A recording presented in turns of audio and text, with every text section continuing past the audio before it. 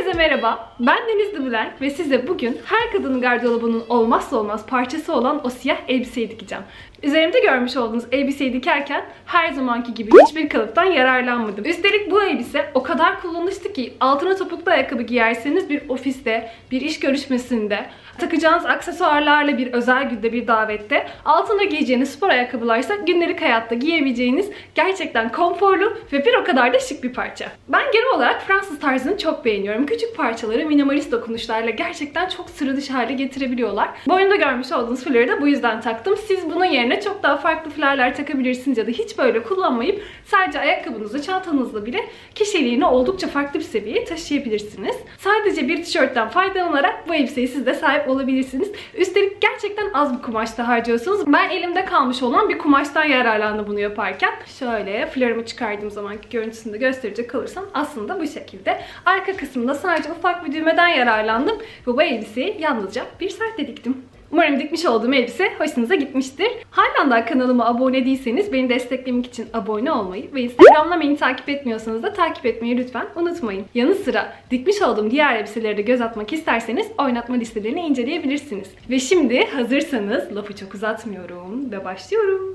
Elbisenizi dikerken tek ihtiyacınız bir tişört ama ben elbisemi dikerken bir tişörtün yanı sıra bir de elbiseden faydalanmak istedim. Böylece hem etek boyunu hem bel kavesini bütün detayları daha rahat şekilde yapabilirim ama bunu yapmak yerine sadece bir tişörtten yararlanabilirsiniz. Yanı sıra elbisem sıfır kollu olduğu için ve ben yarım kollu bir şey yapmak istediğim için de hem elbiseyi hem de tişörtü kullandım. Tüm bunları dikmek için ihtiyaç duyduğunuz tek şey ise bir kumaş. Ben garantici davranıp siyah bir kumaş kullandım. Benim kumaşımın özelliği şu: aslında viskon karışımı bir kumaş. Ön tarafı parlak, arka tarafı ise mat. İki yüzünü de kullanabiliyoruz. Ben parlak tarafını kullanacağım. İhtiyaç duyacağınız toplamdaki kumaş ise yaklaşık 1-1,5 metre yeterli olacaktır. Hatta şöyle göstereyim. Benim kumaşım neredeyse yok. O yüzden kılı 40 yararak bir elbise dikeceğim kendime. Hadi bakalım başlayalım. Bunun dışında dikişe başlarken ihtiyaç duyacağınız şeyler 1,5 metre kadar yaklaşık olarak dökümlü bir kumaş. Krep bence ideal olur. Bir diğeri ise yaklaşık 1 ya da 2 tane düğme. Tek ihtiyacınız bu. Bu arada dilediğim için Martini çıkan bileğimde böyle biraz görüntüde karmaşa yapıyorum ama umarım dileklerimizin kabul olacağı tatlı bir bahar ayına doğru gidiyoruzdur. Hadi o zaman başlayalım. Görmüş olduğunuz gibi kumaşımı kumaş katında katladım. Benimki çok kaygan bir kumaş olduğu için bir de iğneleme işlemi yaptım. Daha sonra ise görmüş olduğunuz gibi tişörtümü ortadan ikiye katladım ve kaymaması için de iğneledim. Şimdi tişörtümü geliyorum. Başlayacağım yere yerleştiriyorum. Siz şayet sadece bir tişörtten yararlanacaksanız etek boyunuzu planlayıp, mesela ben etek boyumu yaklaşık olarak 75-80 santim kadar yapacağım. Yani boynunuzdan aşağıya kadar 80 santim işaretleyin. Sonra etek ucunuzdaki toplam genişliği tespit edip tüm bu etek ucu boyunca aynısını verin ve koltuk altından aşağı doğru uzatın. Böylece mükemmel elbise elde ediyor olacaksınız. Ben sadece tamamen kiloş yana doğru açılan bir elbise değil, bel hattına göre biraz daralan, sonrasında ise yine açılan bir elbise istiyorum. O yüzden mevcuttaki bir elbisemden yararlanacağım. Ve bu elbiseyi de ortadan ikiye katladım ve iğneledim. Ekranda aşırı fosforlu bir turuncu gibi gözükse de aslında böyle tatlı bir turuncu bu elbise. Beni fosforlu geziyor zannetmeyin lütfen. Şimdi elbisemi de yine kumaş katına denk gelecek şekilde yerleştiriyorum. İyice oturtuyorum. Burada önemli olarak dikkat ettiğim şey şu: elbisemin koltuk altı birleşim yeriyle tişörtümün koltuk altı yerinin üst üste gelmesine dikkat ediyorum ki bütün formlar doğru şekilde yerleşsin. İğneleme işlemini de yaptığıma göre artık aktarımı yapabilirim. Bu arada bilmeyenler için söyleyeyim tekrar. Ben dikişlerde tebeşir kullanmıyorum. Bunun yerine elimde bulunan küçük sabunları kullanıyorum. Hem daha ekonomik oluyor hem daha dönüşümcü oluyor. Yaka formuna gelecek olursam elbisemden de yararlanarak formumu aktarıyorum. Koltuk altını tişörtümden yararlanarak çiziyorum. Ben bu arada çok kapalı bir yaka istiyorum kendime. Nefes de alabileceğim kadar bir açıklık yapacağım. Bunu provalar sırasında değiştiririm muhtemelen. Sonrasında ise geliyorum, etek ucu kısmını yapıyorum. Evet, elbisemle aktarmam gereken yerleri aktardım. Şimdi tişörtümle baş başayım. Dediğim gibi tişörtümden kalını aktaracağım için burada da tişörtümün kol hattını alıyorum ve onu işaretlemeye başlıyorum. Tada! Formumuz oluştu. Gördüğünüz hat koltuk altı hattım. Bu arada bu benim ön parçamdı. Hatlarımı, çizgilerimi düzeltiyorum. Finalde Biraz bele doğru daralan, sonrasında genişleyen bir etek yaptım. Bu arada basenleriniz şayet genişse bele doğru çok dalanan, sonra da genişleyen bir şey yaptığınızda bu sefer kalçalarınız olduğundan daha fazla belirginleşebilir. Bel hattını bu noktada çok fazla daraltmayın. Biraz daha düze yakın bir çizgiyi takip edin. Böylece daha dökümlü, daha da konforlu bir elbise elde edersiniz. Bir diğer önemli konu, şayet tesettürlü giyim giyiyorsanız ya da gerçekten geniş kalçalara sahipseniz şayet, elbisenizi, tişörtünüzü tam olarak böyle yaptığınızda ön tarafta bir volan olmayacaktır. Ön tarafta da benzer bir volan yapmak isterseniz ve en önemlisi belki de hamile hanımlardansanız ve bel bölgesinde konfor arıyorsanız, tişörtünüzü yerleştirirken birebir sıfır şekilde yerleştirmeyin. Ön tarafta aynen gördüğünüz gibi bir açılı yerleşim yapın. Bu size ne sağlar? Ön tarafta bir volan elde etmenizi sağlar. Hem önden hem yanlardan açılan çok rahat bir elbise elde edersiniz. Bence bunlar çok güzel taktikler oldu. Böyle videoların arasında aslında küçük küçük taktikler, tüyolar yerleştirmeyi düşünüyorum. Ama her biri bir videonun içerisinde kalıyor. Bu noktada sizce nasıl yapalım? Sadece dikişle ilgili tüyolar gibi bir video mu yapayım sizce? Kafam bu noktalarda biraz karışır. Bana fikirlerinizi paylaşırsanız çok sevinirim. Aynı zamanda bu modeli kullanarak daha önce görmüş olduğunuz gibi bir volan kollu, tek omuzlu bluz da dikmiştim. Onun da videosunu ekranın sağ üzerine, aynı zamanda açıklamalar kısmına koyuyorum. Uygulamalı olarak bu formülü nasıl kullanabileceğiniz de güzel bir örnek olacaktır. Şimdi kesim işlemine başlıyoruz. Kesim işlemi için her bir taraftan 1 cm olan dikiş payımı veriyorum ve kesiyorum. Sonrasında arka parçaya başlıyoruz. Ben kesim işlemi için silindir makası kullanacağım. Bunlar kullanım için açıkçası kolay oluyorlar bence. Ön parçam hazır. Şimdi arka parçayı dikelim. Artık birbirimizi çok iyi tanıdığımızı düşünüyorum. O yüzden temiz dikiş konusunda ne kadar hassas olduğumu biliyorsunuz. Ben yakamın içeriden temiz bir görüntüye sahip olmasını istiyorum. O yüzden bir şifondan yararlanarak temelde çıkardığım kalıpların benzerlerini çıkartacağım. Bunun için şifonumu ortadan ikiye katladım. Az önce kesmiş olduğum elbisemi üzerine yerleştiriyorum. Uzunluğu ne kadar olacağı tamamen size kalmış. Ben yaklaşık olarak koltuk altından aşağıda bir 10 santimlik bir alana yapacağım. Belki bel hattına kadar yaparım. Burada size vermek istediğim önemli bir taktik. Aşağıdaki kısım görmüş olduğunuz gibi kumaşın sınırı olduğu için kendinden sökülmüyor zaten. Ekstra işlem yapmayıp benim gibi tembelseniz şayet, keseceğiniz parçanın bu alt kısma gelmesine dikkat edin. Böylece alt kısımda ekstra dikiş yapmanız gözükmez. Kumaşınızın içinde de bir daha katman olmaz. Hadi o zaman keselim. Toplamda 1 adet kesiyorum. Bu sefer de elbisemin arka kısmını kumaşımın kat yerine gelecek şekilde katladım ve elbisemi yerleştirdim. Görmüş olduğunuz gibi benim kumaşım ucu ucuna yetişecek. O yüzden tam bir mühendislik yapıyorum ve her bir alanı düzgün şekilde kullanıyorum. Sırt kısmını ortadan ikiye katladım. Kumaşımın üzerine yerleştirdim. Ve şimdi genel olarak katlarının tümünü kumaşıma aktarıyorum. Sonra geldim arka kısımdaki yaka kısmını oluşturacağım. Arka formumu takip ettim. Şimdi katlayayım miktardan olsun. Peki az önce tişörtten yararlandık. Şimdi yararlanmayacak mıyız? Tabii ki yararlanacağız. Tişörtümü alıyorum. Bu sefer arka kısmını gelecek şekilde yerleştiriyorum. Yine omuzlarından başlıyorum birleştirmeye.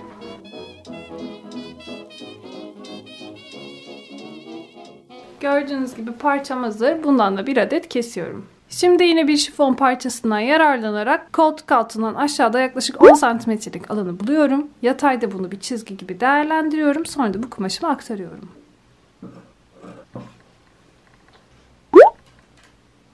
Kumaşımı ortadan ikiye katladım. Burası içeriden gözükecek kısmı. Katladıktan sonra da kumaş kat yerine gelecek şekilde buraya yerleştiriyorum. Kayma olmaması için de sabitliyorum. Bu noktadan sonra kolunuzun uzunluğu ne kadar olacağı tamamen size kalmış. Koltuk altından uzunluğunun toplamda 30 cm olmasını istiyorum. O yüzden geliyorum yukarıdan aşağıya doğru 30 cm'yi buluyorum ve işaretliyorum. Ben bunun yaklaşık olarak yine 30-31 cm olmasını istiyorum. Yani tam yarı ölçüsü olan 15 cm'ye geliyorum. Ve burada işaretliyorum. İşaretlemiş olduğum çizgiyle mevcutta koltuk altının bittiği çizgiyi geliyorum ve birleştiriyorum. Bu kadar işlemi yaptık. Şimdi peki nasıl olacak? Bu sefer de katlayacağım ve içeriden gözüken formunu burada tebeşirle çizeceğim. Ve kol formumu da oluşturmuş olacağım. Bu parçadan toplamda 2 adet kesiyorum. 1 cm dikiş payını vererek kumaşımı artık kesiyorum. Şimdi burada bir önemli nokta, bildiğiniz gibi kolumuzun formundan dolayı kolumuzun önü ve arkası eşit değildir. Bu yüzden kolumuzun bu kısmından küçük bir tıraşlama yapacağız. Bunun için parçamı açıyorum ve daha sonra şuradan gördüğünüz alandan ufak bir şekilde kesit alarak burayı bir güzel tıraşlıyorum. Kolumun önü ve arkasını karıştırmamak için de daha sonra ön kısmının rahat gözükmesi için şuradan küçük bir kesik oluşturuyorum. İçeriye doğru kesintinin alındığı kısım ön kısım, geniş olan kısım ise arka kısım olmalı. Bu parça benim ön parçamdı. Bu da ön parçanın içeriden gözükecek kısmıydı. İlk önce bunları birleştiriyorum. Görmüş olduğunuz kısım elbisemin dışarıdan gözükecek kısmı. Kesmiş olduğum parçanın da dışarıdan gözükecek kısmını yüzüne gelecek şekilde yerleştiriyorum. Gördüğünüz gibi iğneleme işlemini yaptım. İğneleme işlemi sonrasında tüm bu yaka hattım boyunca dikişimi dikeceğim. Sonrasında ise küçük küçük kesikler oluşturacağım ki bisiklet yaka olduğu için bu ovalliği rahat şekilde ters döndüreyim. Bu küçük kesikleri de yaptıktan sonra parçamı ters döndüreceğim. İçeriye doğru katlayacağım ve ütüleyeceğim. Böylece tekstil ürünlerinde olduğu gibi giyime hazır, mükemmel şekilde görüntüsü alacak. Görmüş olduğunuz parça benim arka parçam. Arka parçamla ön parçam birleştiğinde elbisemin kafamdan geçebilmesi için arka kısmının sırt alanında bir açıklığının olması gerekiyor. Bunun için yakamın tam olarak orta noktasını buluyorum. Daha sonra bu orta noktadan aşağıya doğru yaklaşık olarak 15 santimlik bir alanı işaretliyorum ve buradan düz bir çizgi çekiyorum. Çizmiş olduğum düz çizgiden makasımla kesiyorum. Daha sonra yakadaki açıklığımı buraya kadar dikiyorum. Burada önemli bir nokta. Ben arka kısımda bir de birit yapmak istiyorum. Bunun için incecik bir parçayı kestim. Bu parçayı kullanarak arkada birit yapacağım. Bunun için ilk olarak buradan başlayarak aşağıya doğru parçamı kesiyorum. Sırt kısmında bu açıklığı yaptıktan sonra yapacağım şey aslında çok basit. Kendime bir birit yapacağım. Biritimi de aynen bu şekilde yapacağım. Yaklaşık olarak böyle bir çap benim için yeterli olacaktır. O yüzden burayı kesiyorum. Bu incecik parçadan kendime bir birit yapacağım. Bunun için parçamı aynen bu şekilde katlıyorum. Katladıktan sonra da geliyorum. Biritinizin öncelikle hangi tarafta olacağına karar verin. Biritimin bu şekilde dışarıdan gözükebilmesi için biritimi geliyorum. Buraya yerleştiriyorum. Yerleştirdikten sonra da bir güzel iğneliyorum. İlk olarak birinci kısmı iğneledim. Sonra parçamı geliyorum. Aynen böyle ters çeviriyorum. Tam yanına gelecek şekilde tekrar hizalıyorum. Ve tekrar iğneliyorum. Siz dilerseniz bundan daha fazla sayıda birit yapabilirsiniz. Sonra aynı bir kapak gibi kapatıyorum. Ve parçamı yine iğneleyerek sabitliyorum. Bu benim elbisemin arka kısmıydı. Şimdi tek yapmam gereken ense kısmı boyunca dikeceğim. Daha sonra yırtmacımdan aşağı ineceğim. Yukarıya çıkacağım. Yakanın diğer kısmına kadar dikeceğim. Sonra buradan sürfilm yaparak parçalarımın tümünü ters çevireceğim. Görmüş olduğunuz gibi arka kısmı diktim ve ters çevirdim.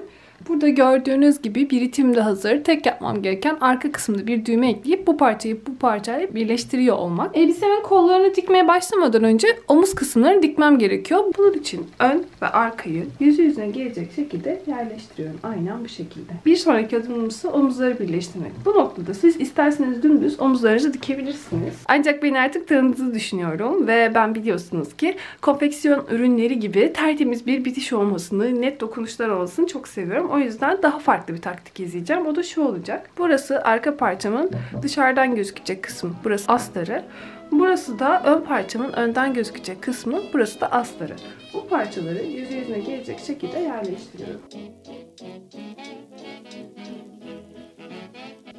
Şimdi yapmam gereken şu. Her iki omuzda da buraya düz bir şekilde dikeceğim.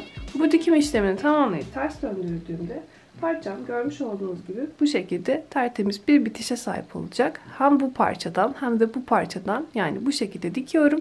Sonra ise içeriye doğru katlıyorum. Gördüğünüz gibi omuzlarından dikişimi diktim, ters çevirdim ve tertemiz bir bitişim oldu.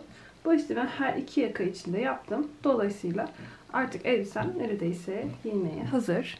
Arka kısımdan biritim böyle gözükecek. Yakamsa böyle olacak. Bu noktadan sonra elbisenizi sıfır kollu giymek istiyorsanız burayı temizleyerek dikmeniz yeterli olacaktır. Ama ben kendime kol takacağım.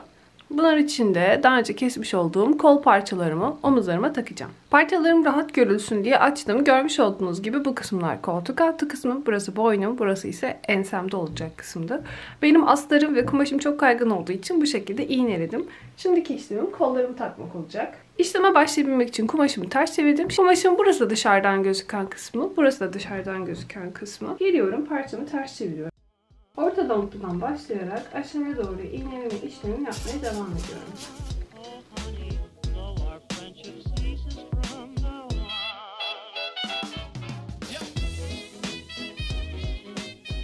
Tüm omuz hattım boyunca şimdi buradan dikişimi dikiyorum.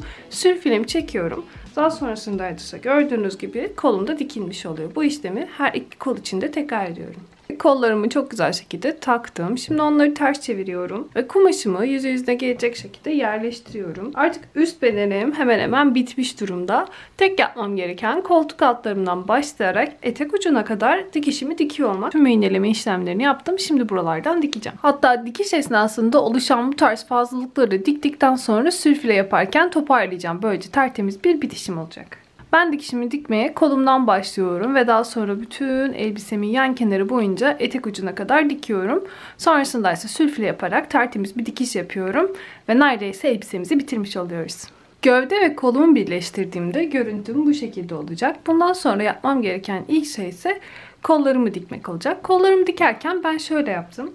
1, 2 kat katlayıp sonra da tüm kol ağzı boyunca dikişimi diktim. Yalnız şöyle bir şey fark ettim. Ben daha Fransız tarzı bir elbise istiyorum. O yüzden bu kol boyu düşündüğümden çok daha uzun olmuş. Kolumu dilediğim ölçüden işaretliyorum. Daha sonra bu alandan kesip bahsetmiş olduğum gibi kolumu içeriye katlayarak elbisemi dikiyorum. Kolumla ilgili bu kesme işlemini yapıp katladıktan sonra ise tek yapmam gereken etek uçlarını yapmak olacak. Etek ucunda da aynı yöntemi izliyorum ve kumaşımı 2 kat üst üste katlayarak tüm etek ucu boyunca dikiyorum ve daha sonra ütüleme işlemlerini de yaptığımda elbisem tamamen bitmiş olacak. Böyle bakınca çok basit, çok sıradan bir parça gibi gözüküyor. Ama bir gözlük, biraz flaş ve biraz da güzel aksesuarlarla birleştirdiğimiz zaman bu elbiseden harika bir dönüşüm olacak. Şimdi bütün işlemleri dikiyorum ve sizi müthiş sona hazırlıyorum. Hadi devam edelim. Umarım dikmiş olduğum elbise hoşunuza gitmiştir. Her cuma yepyeni içeriklerde ben burada sizi bekliyor olacağım. Kanalıma halen daha abone değilseniz abone olmayı lütfen unutmayın. Böylece bir sonraki içeriği kaçırmamış olursunuz. Oynatma listelerine göz atmak isterseniz videonun sonuna ekliyorum. Haftaya cuma tekrar burada buluşmak dileğiyle. Sevgiler, görüşmek üzere.